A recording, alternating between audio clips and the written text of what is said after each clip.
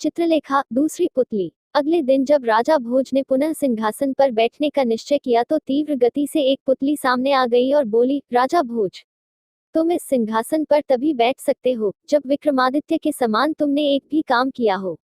दूसरी पुतली बोली, मेरा नाम चित्रलेखा है, मैं तुमको विक्रमादित्य की एक कथा सुनाती हूँ।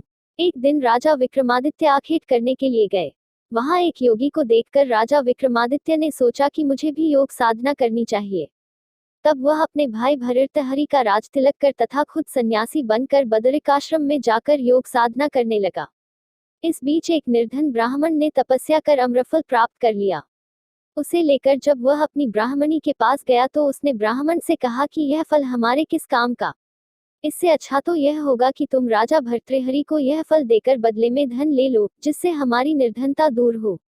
अतः वह ब्राह्मण राजा को अम्रफल भेंट देने गया, जिससे प्रसन्न होकर उसने ब्राह्मण को बहुत सा धन प्रदान कर संतुष्ट कर दिया। पेड़ पर उल्टे लटके बैताल को अपने काबू में कर योगी के पास चल पड़ा।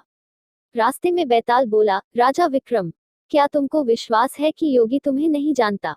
विक्रम ने कहा, हाँ। बैताल बोला, यह तुम्हारा भ्रम है, वह तुम्हारी बलि चढ़ा देगा, तुम सावधान रहना। मैं तुम्हारी वीरता से प्रसन्न हूँ, तुम मेरी बात मानो। अगर तुम योगी को मार डालोगे तो तुम्हारा काम बन जाएगा और मेरी भी रक्षा होगी। अगर तुम मेरी जगह उसकी बलि चढ़ा दोगे तो मैं आजीवन अज्ञा बैताल की तरह तुम्हारी सेवा करता रहूंगा।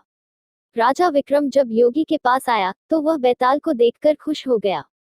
बोला, शाबाश, इसे झुककर उतारो, मैं इसकी बलि दूंगा। राजा विक्रम समझ गया कि अगर वह झुका तो योगी उसकी बलि चढ़ा देगा। तब राजा विक्रम ने योगी से कहा, मैं बहुत थक गया हूँ, झुक नहीं सकता, इसे तुम खींच लो। योगी मान गया। जैसे ही उसने सिर उठाया, राजा विक्रम ने अपनी तलवार निकालकर उसका काम तमाम कर दिया। बैताल राजा विक्रम की जय जयकार कर उठा, योगी के हाथों की बलि से बच गया।